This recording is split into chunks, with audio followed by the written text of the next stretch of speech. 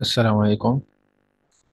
आज के database lecture introduction to database का फोर्थवा लेक्चर है। इसमें हम ये स्टडी करेंगे कि व्हाट इज़ माई सीक्वल क्या चीज़ है, और डाउनलोड हम किस तरह इसको करेंगे, और इसके अंदर फिर हम काम किस तरह करेंगे। तो क्रिएट यूज़र किस तरह हम डिफाइन यूज़र किस तरह क्रिएट करेंगे, और फिर जो डी एल एल स्टेटमेंट है, डेटा डेफिनेशन लैंग्वेज, जिसमें हमारे पास आता है create statement, ultra statement, drop statement, rename statement. ये सारे स्टेटमेंट हम किस तरह इस पे अप्लाई करेंगे। तो सबसे पहले हम ये जानते हैं कि माईसीक्वल क्या चीज़ है। MySQL is a database system use on web. ये एक डेटाबेस सिस्टम है जो हमारे पास वेब पे यूज होता है। MySQL is a database system that run on server. ये सर्वर पे रन होता है, और ये स्मॉल एंड लार्ज एप्लीकेशन दोनों के लिए यूज होता है। और ये फास्ट है, रिलायबल है, एंड आसानी के साथ इसको हम यूज़ कर सकते हैं।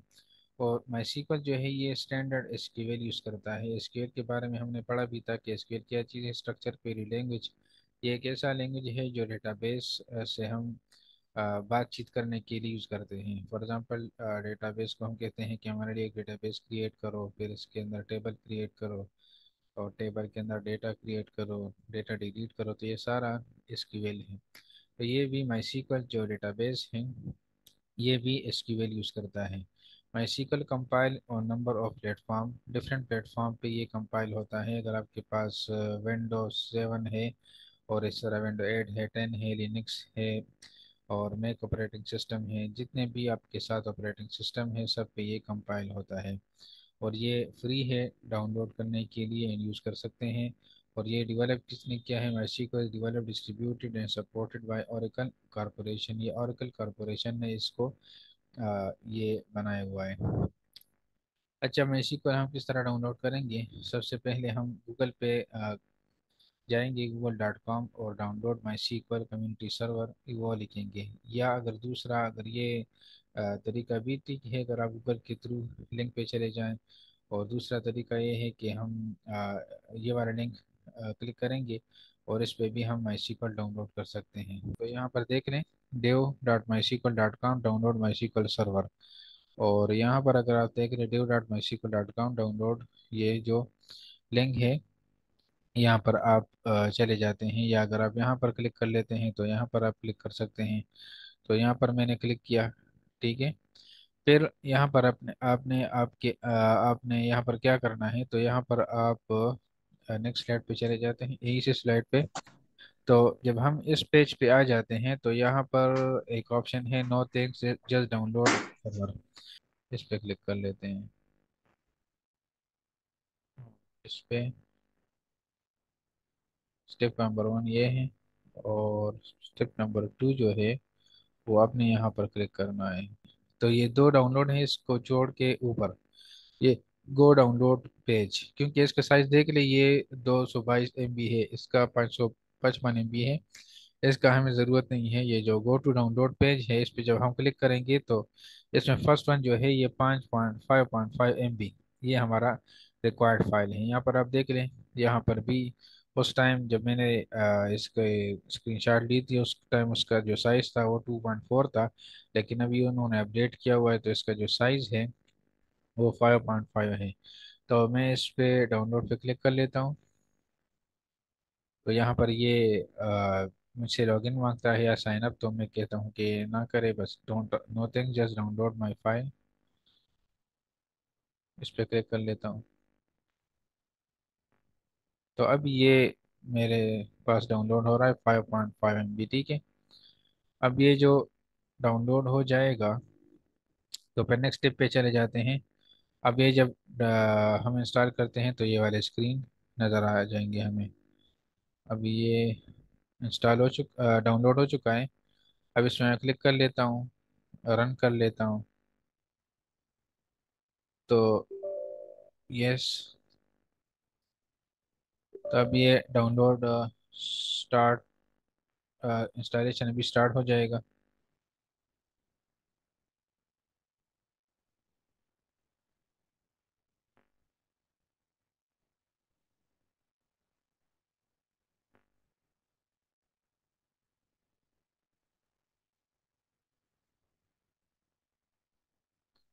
अच्छा, अब यहाँ पर आपने क्या करना है, यहाँ पर आपने एक मिनट में इसको थोड़ा जूम कर लूँ।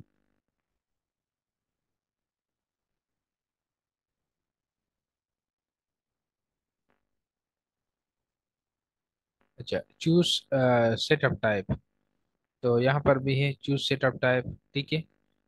तो यहाँ पर आपने कस्टम को सिलेक्ट करना है। मैंने कस्टम को सिलेक्ट किया, नेक्स्ट किया, ठीक है। अब यहाँ पर दूसरा जो ऑप्शन आता है,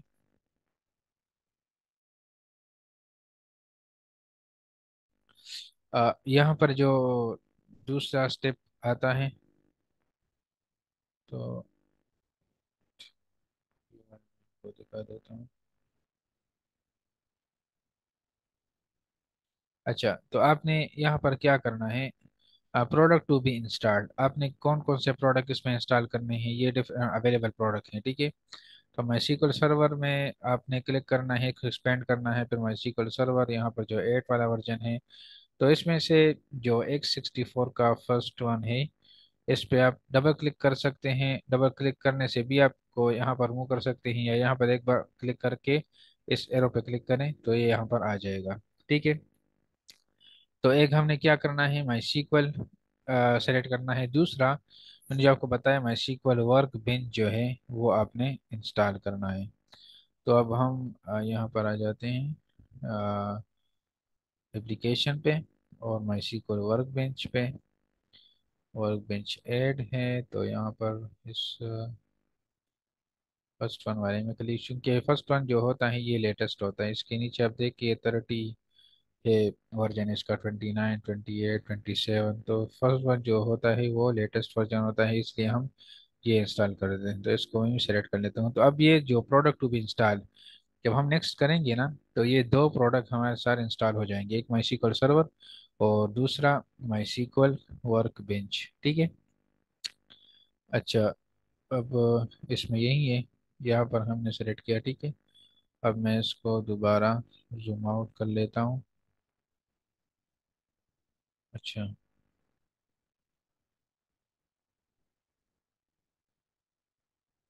इस तरह, ठीक है। अब नेक्स्ट स्टेप पे चले जाते हैं। तो यहाँ पर अब आता है कि हम नेक्स्ट को क्लिक करें, ठीक है। नेक्स्ट पे क्लिक करेंगे, फिर दोबारा क्या करेंगे, दोबारा नेक्स्ट पे क्लिक करेंगे, फिर डाउनलोड हो जाएगा, ठीक है, इस तरह। और फिर एग्जीक्यूट पे क्लिक करेंगे तो ये इंस्टॉलेशन स्टार्ट हो जाएगा। तो अब यहाँ पर मैं नेक्स्ट क्लिक कर लेता हूँ। तो रेडी टू डाउनलोड, ये दो जो सॉफ्टवेयर हैं ये डाउनलोड होने के लिए रेडी हैं। अभी मैं एग्जीक्यूट कर लेता हूँ, तो ये भी डाउनलोडिंग इसका स्टार्ट हो जाएगा। डाउनलोडिंग के लिए ये जो भी आप काम करते हैं सॉफ्टवेयर के लिए इंटरनेट रिक्वायर्ड है, तो अगर आपके पास इंटरनेट स्टेबल है, अच्छी स्पीड का है, तो ये जल्दी आपका काम हो सकता है। लेकिन ये एक टाइम पे आपके लिए इंटरनेट रिक्वायर्ड है, फिर इसके बाद आप जब इसको यूज़ करेंगे तो इसके लिए कोई भी इंटरनेट फिर रिक्वायर्ड नहीं है। जस्ट डाउनलोड और इंस्टॉलेशन स्टेप के लिए ये जो इंटरनेट है आपके रिकॉर्ड होगा, ठीक है। तो अब ये डाउनलोड करने के लिए वेट कर लेते हैं। अच्छा, अब इसके बाद ये है कि स्टेप नंबर 4 में क्या है, नेक्स्ट स्टेप, नेक्स्ट पे क्लिक करेंगे, ठीक है। और यहाँ पर हम पासवर्ड सेट करेंगे, ठीक है, यूज़र नेम पासवर्ड वो सेट करेंगे। और फिर इसके बाद नेक्स्ट पे क्लिक करेंगे और फिनिश कर लेंगे। तो ये वाला स्टेप ये फिनिश हो जाएगा। फिर हम मैसी जब हम इसको ओपन करेंगे तो MySQL वर्क बेंच जो है, क्योंकि हमारे पास इंस्टॉल हो चुका है, तो स्टार्ट पे चले जाके इसको हम ओपन करेंगे। ये सारे स्टेप अब मैं करता हूँ, लेकिन अब ये इंस्टॉलेशन हो रहा है तो इसलिए मैं आपको सिखा रहा हूँ कि किस तरह आगे हम चलेंगे इसमें। तो ये जब ओपन हो जाएगा तो यहाँ पर एक कनेक्शन होगा, ठीक है, MySQL कनेक्शन, एक जो कनेक्शन हमने इंस्टॉलेशन के दौरान बनाया हुआ होता है वो यहाँ पर आएगा। इसके अलावा हम और भी कनेक्शन यहाँ पर बना सकते हैं, लेकिन इसकी हमें ज़रूरत नहीं है, अभी एक ही कनेक्शन पे काम करेंगे।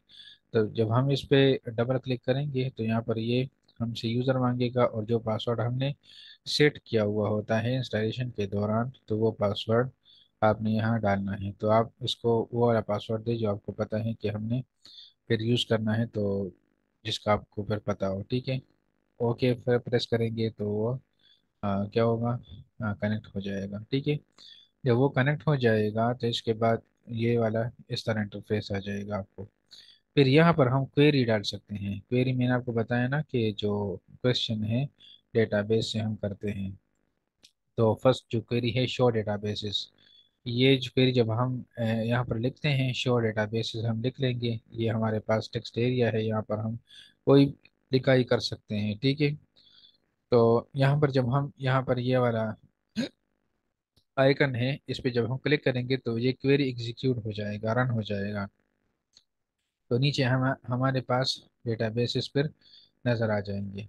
तो फिर क्वेरी के डिफरेंट टाइप्स हैं, 3 कैटेगरी में हमारे पास सारे क्वेरीज को कैटेगराइज किए हुए हैं। ठीक है, तो डीएलएल जो है डेटा डिफिनीशन लैंग्वेज, ये ऐसे क्वेरीज हैं माई सीक्वल के या एसक्यूएल के, वो क्वेरीज जो हमारे पास डिफिनीशन, डेटा डिफिनीशन, डेटा को डिफाइन करने के लिए यूज होता है। तो DAL statement are subset of SQL statement used to create, modify और remove database structure। तो हमारे पास क्या करता है, डेटाबेस को क्रिएट करता है, मॉडिफाई करता है और रिमूव करता है। ठीक है, इस तरह टेबल्स भी हमारे पास वो क्रिएट करता है, टेबल को मॉडिफाई करता है, टेबल को डिलीट करता है। This statement have an immediate effect on database and they also record information in data dictionary. जो भी काम होता है, अगर हमारे पास डेटाबेस क्रिएट हो जाता है तो डेटाबेस का जो डेटा डिक्शनरी है, जो हमने इससे पहले बताया था कि हमारे पास इसमें मेटा डेटा स्टोर होता है, तो वहाँ पर भी रिकॉर्ड हो जाता है कि ये वाला डेटाबेस ये इस टाइम पे इस यूज़र ने बना दिया। ठीक है, क्योंकि डेटा डिक्शनरी में जब डेटा होगा तो इस बेस में हमें यहाँ पर शो होगा। ठीक है, तो डीएनएस स्टेटमेंट में हमारे पास क्रिएट होता है, to create database and object and database object mean tables. Alter, alter क्या करता है, अल्टर, अल्टर चेंज करता है। अल्टर एक डेटाबेस के स्ट्रक्चर को चेंज करता है। फॉर एग्जांपल हमने एक टेबल बना लिया और इस टेबल में हमने 4 कॉलम बना लिए, name, father name, contact number, age, sorry address, और हमने और एक कॉलम इस क्रिएट करना है। तो फिर हम इस क्या करते हैं, बाद में हमें पता चला कि एक कॉलम को क्रिएट करना है या इसका नेम को चेंज करना है या इसका डेटा टाइप को चेंज करना है, तो फिर हम क्या करेंगे, अल्टर क्वेरी यूज करेंगे। ड्रॉप क्या करता है, डेटाबेस को डिलीट करता है या इसके ऑब्जेक्ट्स जो टेबल हैं उसको डिलीट करता है। टर्नकेट क्या करता है, ऑल रिकॉर्ड जो डेटाबेस के टेबल में है इसको ख़त्म करता है। ठीक है, और जो स्पेसिस उसने अलॉट किया होता है वो भी ख़त्म हो जाता है। कमेंट क्या करता है, डेटा डिक्शनरी के अंदर हम कमेंट डालते हैं। ठीक है, रीनेम क्या करता है, एक ऑब्जेक्ट टेबल को रीनेम करता है। ठीक है, तो शो डेटाबेसेस हमारे पास डेटाबेसेस को शो करता है। अब यहाँ पर आते हैं, तो ये हमारा जो सॉफ्टवेयर है ये डाउनलोड हो चुका है। अब हम यहाँ पर नेक्स्ट पे क्लिक करेंगे और एग्जीक्यूट पे क्लिक करेंगे। तो अब ये इंस्टॉलेशन माई सीक्वल का स्टार्ट हो गया है। अब ये इंस्टॉलेशन होगा और इसके बाद जो वर्क बेंच है इसके बाद ये इंस्टॉल होगा। तो यहाँ पर जो हम ये शो डेटाबेसेस वाला क्वेरी है, जब ये सॉफ्टवेयर हम रन करेंगे तो इसके अंदर हम इसको डालते हैं, ये इस वाले क्वेरी को एग्जीक्यूट करते हैं, तो आपको जो डेटाबेसेस हैं वो आपको डिस्प्ले हो जाएंगे। ठीक है, कुछ डेटाबेसेस माईसीक्वल के अंदर डिफ़ॉल्ट होते हैं, जो डेटा डिक्शनरी की बात हम करते हैं, इसके अलावा और कोई टेस्ट डेटाबेस, इस तरह 3-4 डेटाबेसेस वो इसमें बाय डिफ़ॉल्ट होते हैं, इसको आपने नहीं छेड़ना। ठीक है, ये क्योंकि ये डेटा डिक्शनरी के यूज़ होता है और क्योंकि डेटा माईसीक्वल अपने पास कुछ इंपॉर्टेंट डेटा स्टोर करता है। तो इसके अलावा आप जो भी डेटाबेस बनाते हैं खुद से, तो आप इसको ड्रॉप कर सकते हैं, इसको आप डिलीट कर सकते हैं, जो भी आप करते हैं वो आप कर सकते हैं, उसके साथ नेम चेंज करना है।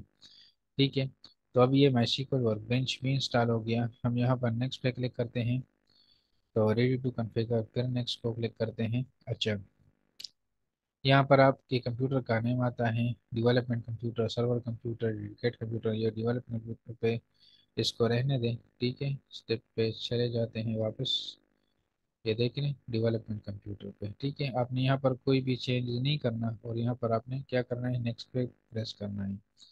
तो ये पोर्ट जो है 3306 है और हम इसका पोर्ट जो है, मेरे पास चूंकि ऑलरेडी माई सीक्वल एक इंस्टॉल हुआ है, वो दूसरे पर्पज़ के लिए मैं यूज़ कर रहा हूँ, तो मैं इसका जो पोर्ट नंबर है इसको मैं चेंज कर लेता हूँ, वो 3307 कर लेता हूँ, या 3308। अच्छा, 3308 मेरे पास अवेलेबल है, आपके पास ये वाला एरर नहीं आएगा, ये टेक्निकल एरर है।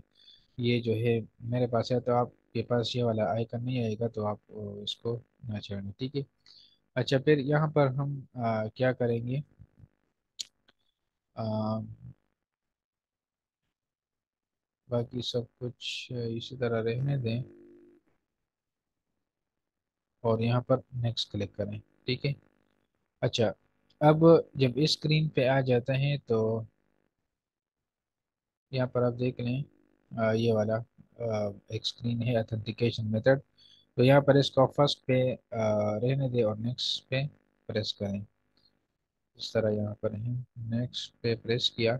अच्छा, मैं सीक्वल रूट पासवर्ड, ठीक है, पासवर्ड आपसे मांगता है, तो हम यहाँ पर मतलब अपनी आसानी के लिए इसको पासवर्ड भी रूट ही देते हैं, रूट, ROOT मैंने दे दिया, ठीक है, ROOT, आप कोई पासवर्ड यूज़ कर सकते हैं, ठीक है। ये भी कह रहा है कि पासवर्ड वीक है, तो कोई मसला नहीं, हम इसको ही यूज़ करते हैं आसानी के लिए, ठीक है। अच्छा, फिर इसके बाद यहाँ पर क्या करेंगे, एंटर पासवर्ड दे दिया, फिर नेक्स्ट 2 टाइम प्रेस किया और एग्जीक्यूट और नेक्स्ट एंड फिनिश। अब यहाँ पर नेक्स्ट, ठीक है, तो ये मैसी का सर्वर गाने हो गया, फिर नेक्स्ट, और ग्राउंड फ्लेक्सिस, फिर नेक्स्ट, और फिर एग्जीक्यूट, ठीक है, तो ये अब सारा कुछ कर लेगा।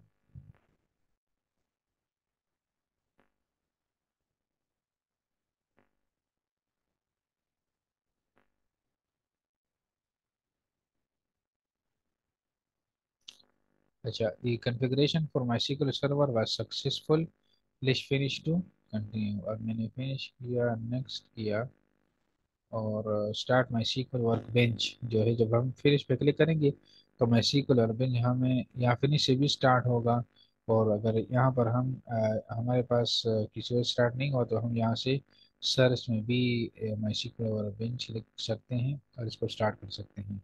यहाँ पर मैंने फिनिश क्लिक किया, ठीक है। अब ये माई सीक्वल वर्क बेंच जो है वो हमारे पास ओपन हो जाएगा, ये वाला, ठीक है।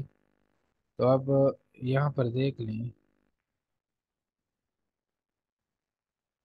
ये मैंने आपको बताया था, मेरे पास 3306 पे ऑलरेडी एक माई को इंस्टॉल है, तो मैंने 3308 पे इंस्टॉल किया, इसमें मैं क्लिक कर लेता हूँ, ठीक है। तो पासवर्ड मैंने क्या दिया था, रूट, ROOT, रूट। अब इसको मैं ओके कर लेता हूँ। अच्छा, अब हमारे पास ये वाला एरिया आ गया, ठीक है, तो यहाँ पर हम वो आते हैं शो डेटाबेस, ये वाला कमांड चलाते हैं यहाँ पर, शो डेटाबेसेस,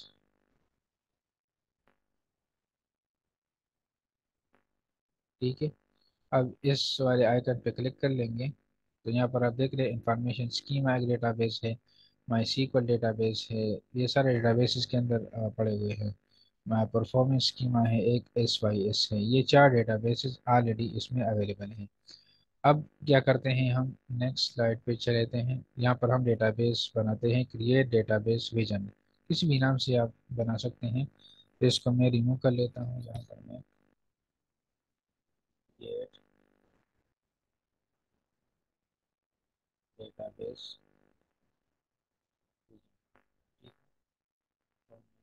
पे कर लेता हूँ, तो यहाँ पर आपको आउटपुट पे नोटिफिकेशन भी आता है, ये डेटाबेस है, यहाँ पर जो ये ग्रीन आइकन है इसका, ये पता चल रहा है कि आपका जो क्वेरी है वो ठीक तरह चल रहा है।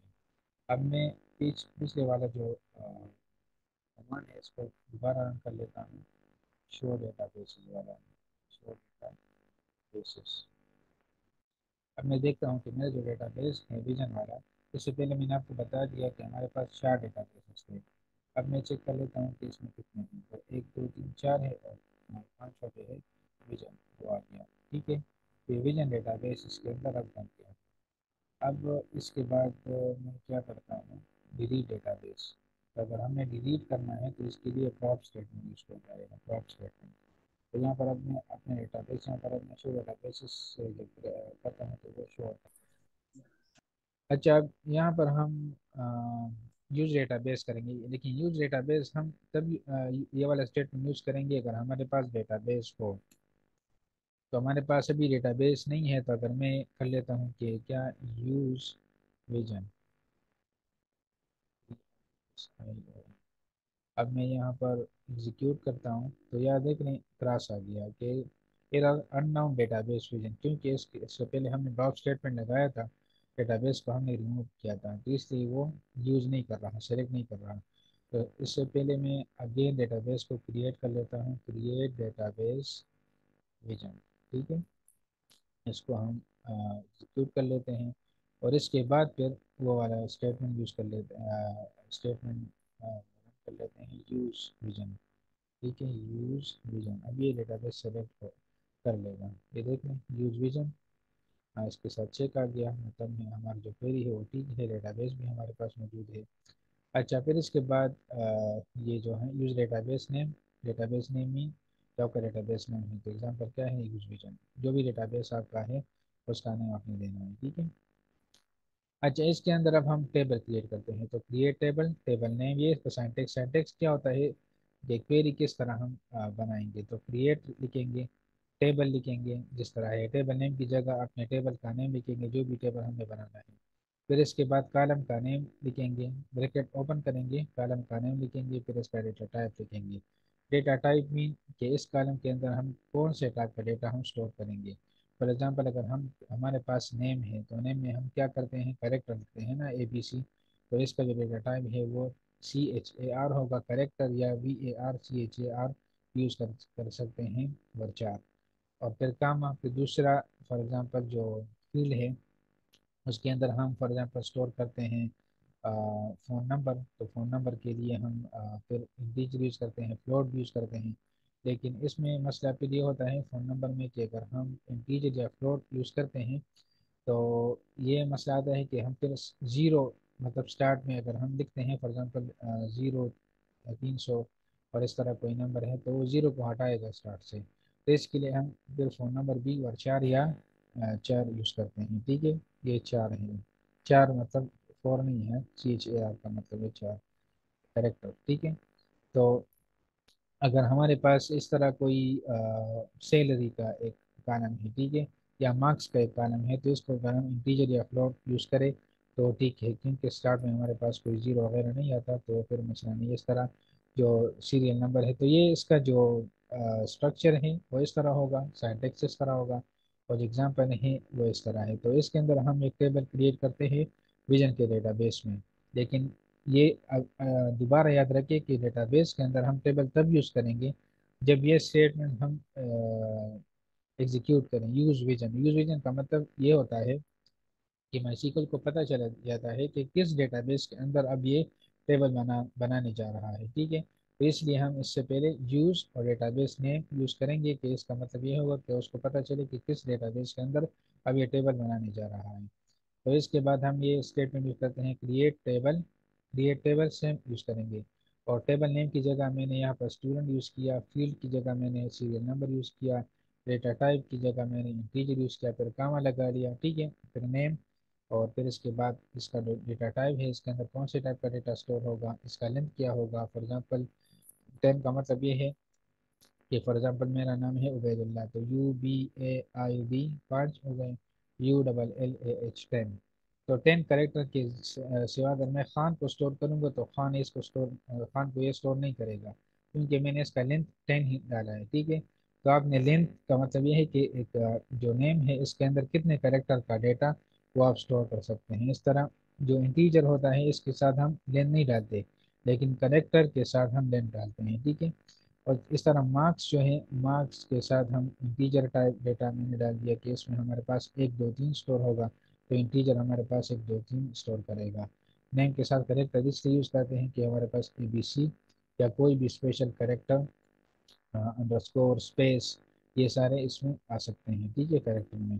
तब ये वाला स्टेटमेंट हम इसको एग्जीक्यूट करते हैं, तो यहाँ पर लिखते हैं क्रिएट टेबल ठीक है, serial number, S N O space I N T, S name student name. मैं नेम भी लिख सकता हूँ, लेकिन ये नेम जो है इसका माइस्क्ल का रिजर्व वर्ड है। रिजर्व वर्ड मतलब ये है वो माइस्क्ल अपने यूज़ के लिए यूज़ करता है। यहाँ पर आप देख लें, जो क्रिएट टेबल है इसको माइस्क्ल, इसने ऑटोमेटिकली इसको क्या किया, बोल्ड भी किया और कलर भी इसका ब्लू कर दिया। और जो स्टूडेंट है जो मेरे अपने वर्ड हैं, इसको आपने कुछ नहीं किया, लेकिन टीचर को देख ले, इसको इसने बोल्ड भी किया, ब्लू भी किया। तो इसका मतलब ये होता है कि ये माइस्क्ल के अपने यूजेबल वर्ड है, अपने पर्पस के लिए, अपने मकसद के लिए यूज करता है। तो इसलिए मैं अगर मैं नेम लिखता हूँ तो उसको इसने भी क्या किया, ब्लू भी किया, बोल्ड भी किया। तो इसलिए मैं इसको नेम की बजाय मैं एस नेम लिखूंगा। एस नेम करेक्टर 4, मान फॉर एग्जाम्पल 20 करेक्टर दे दिए। ठीक है, इस तरह जो इसके बाद आता है, मैंने दे दिया मार्क्स। ठीक है, इंटीजर, स्क्रीन को मैं थोड़ा कर सकता हूँ यहाँ से। ठीक है, अब ब्रैकेट को मैंने बंद किया, ब्रैकेट स्टार्ट किया था, ब्रैकेट को बंद किया। अब मैं यहाँ पर इसको एग्जीक्यूट कर लेता हूँ। जब एग्जीक्यूट हो जाएगा तो क्रिएट टेबल स्टूडेंट वो बन गया। ठीक है। अच्छा, अब इसके बाद कौन सा क्वेरी है, इसके बाद जो है, अगर हम डेटाबेस के अंदर देखते हैं कि कितने टेबल हैं, कॉलम कितने हैं, तो इसके लिए हम क्या करते हैं, शो टेबल यूज करते हैं। एक क्वेरी है शो टेबल्स। अब इस क्वेरी को मैं हटाता हूँ तो शो टेबल को एग्जीक्यूट कर लेता हूँ। ठीक है, शो टेबल्स, शो टेबल्स, इसको मैं एग्जीक्यूट कर लेता हूँ। तो देख लें हमारे पास क्या है, एक स्टूडेंट का टेबल है। अब मैं चेक करता हूँ कि स्टूडेंट के अंदर कौन कौन से कॉलम हैं। इसके लिए मैं क्वेरी यूज़ करता हूँ डिस्क्राइब टेबल में। टेबल में मेरे पास क्या है, स्टूडेंट है। तो यहाँ पर मैं लिखूँगा D E S C student. तो इसको मैं रन कर लेता हूँ। तो अब मुझे वो बता रहा है जो मैंने बना दिए हैं। Serial number S N O मैंने बनाया था, इसका इंटीजर टाइप था। इसका एस नेम बनाया था, इसका करेक्टर 20 था, इसका मार्क्स थे, इसका इंटीजर डेटा टाइप था। तो ये मेरे पास टेबल का स्ट्रक्चर वो बन गया है, जो मैंने क्वेरी के थ्रू अभी बना लिया। ठीक है। अब इसके बाद है अल्टर स्टेटमेंट। अल्टर स्टेटमेंट क्या करता है, एक टेबल को चेंज करता है। करके एक कॉलम को चेंज करना है, या किसी कॉलम को आपने ऐड करना है एक अरेगा कॉलम को, या किसी कॉलम को आपने चेंज करना है, तो मॉडिफाई फिर यूज होता है। ठीक है।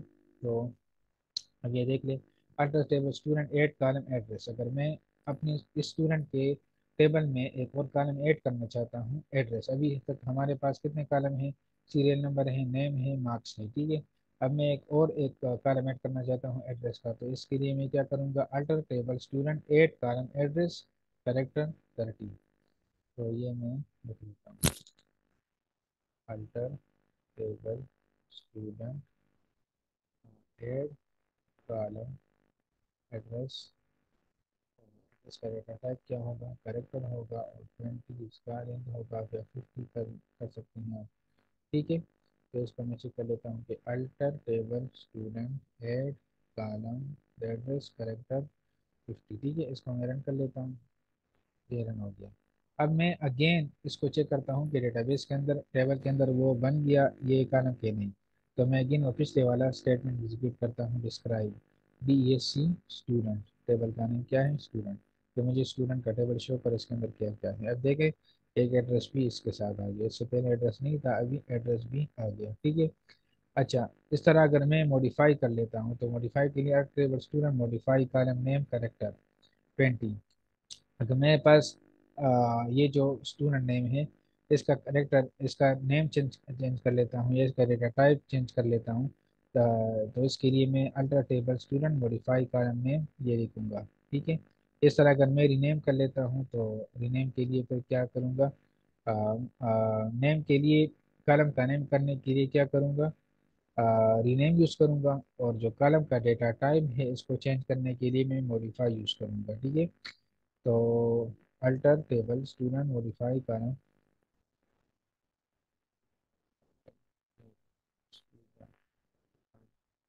कॉलम कॉलम क्या है, फॉर एग्जाम्पल इस नेम है, और इसका क्या है, डेटा टाइप को मैंने चेंज करना है, करेक्टर की जगह मैंने वर्चार करना है, वर्चार 20 करना है। ठीक है।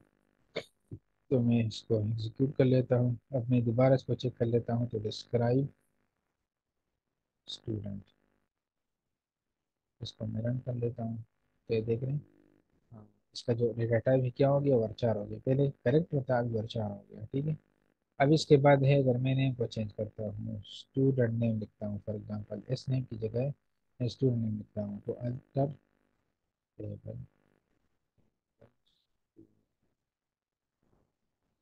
रीनेम, रीनेम लिखूंगा। मॉडिफाई तो डेटा टाइप के लिए होता है, तो रीनेम कॉलम एस नेम। ठीक है, एस नेम को मैंने क्या करना है, टू स्टूडेंट नेम। ठीक है, S name to student name. इसको मैं एग्जीक्यूट कर लेता हूँ, तो एग्जीक्यूट हो गया। अब मैं इसको चेक कर लेता हूँ, डिस्क्राइब स्टूडेंट, सेम स्टेटमेंट है, बस इसको आपने एक बार समझना है, बाकी इसमें कुछ भी नहीं है, आसान है। तो अब ये देख लें, एस नेम की जगह क्या आ गया, स्टूडेंट नेम हो गया। ठीक है। अच्छा, अब इसके बाद आता है कि एक टेबल को ड्रॉप करने के लिए, डिलीट करने के लिए कौन सा क्वेरी यूज होता है, तो ड्रॉप टेबल, टेबल नेम। तो ड्रॉप तो आसानी से सकता है, बनाने में टाइम लगता है, तो इसलिए बस ड्रॉप स्टेटमेंट लिखते हैं, तो वो ड्रॉप हो जाएगा। लेकिन मैं अभी इसको डिलीट नहीं करता। ठीक है, बहुत मुश्किल से बनाया हुआ है। अच्छा, अब ये रीनेम स्टेटमेंट, रीनेम स्टेटमेंट क्या करता है, टेबल का नेम चेंज करता है। अभी टेबल का नेम जो है वो क्या है, स्टूडेंट है। ठीक है, तो मैं उसको नेम चेंज कर लेता हूँ, D I T student name देता हूँ। ठीक है, तो रीनेम टेबल और स्टूडेंट टू स्टूडेंट नेम। तो यहाँ पर मैं लिख लेता हूँ rename student table student to D I T student, space आप नहीं डाल सकते। ठीक है, डी आई टी स्टूडेंट्स। इसको मैं रन कर लेता हूँ, ये रन हो गया। अब मैं अगर वो वाला कोड यूज़ करता हूँ, डिस्क्राइब स्टूडेंट, तो मुझे एरर देगा, क्योंकि स्टूडेंट का नेम तो हमारे पास अब ये ही नहीं। ठीक है, अगर मैं शो टेबल्स कर लेता हूँ कि मेरे पास कितने टेबल्स हैं, तो इसको मैं रन कर लेता हूँ, तो मेरे पास एक ही टेबल है, वो क्या है, डी आई टी स्टूडेंट। इससे पहले स्टूडेंट था, अब डी आई टी स्टूडेंट से। तो अब मैं इसको अगर चेक कर लेता हूँ, describe D I T under score students. ठीक है, इस तरह लिखूंगा, तो ये मुझे शो हो गया कि डी आई टी स्टूडेंट्स का ये टेबल है। ठीक है, तो ये टुडे वाला लेक्चर था कि MySQL किसको कहते हैं, किस तरह हम डाउनलोड करते हैं, यूज़र किस तरह क्रिएट करते हैं, यूज़र में और रूट यूज़र है। ठीक है, और जो रियल स्टेटमेंट है हमारे पास, क्रिएट स्टेटमेंट किस तरह यूज़ करते हैं, अल्टर स्टेटमेंट किस तरह यूज़ करते हैं, ड्रॉप स्टेटमेंट किस तरह यूज़ करते हैं, रीनेम स्टेटमेंट किस तरह यूज़ करते हैं।